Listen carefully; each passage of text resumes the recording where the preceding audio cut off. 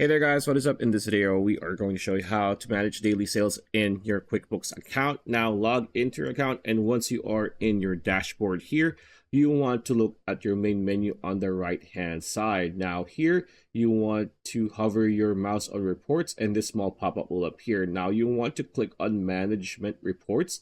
It is the third option. So click on management reports.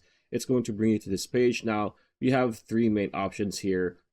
Mainly company overview, sales performance, and expense performance. So we want to click on sales performance here.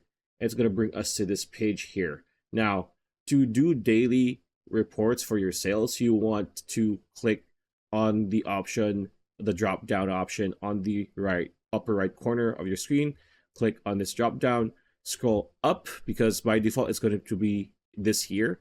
So we want to do either custom, today, or yesterday. Right? So click on today or click on custom and just choose the date, right? But we're just going to choose today, for example. And then it's going to pretty much just show you the sales for that. Save and close.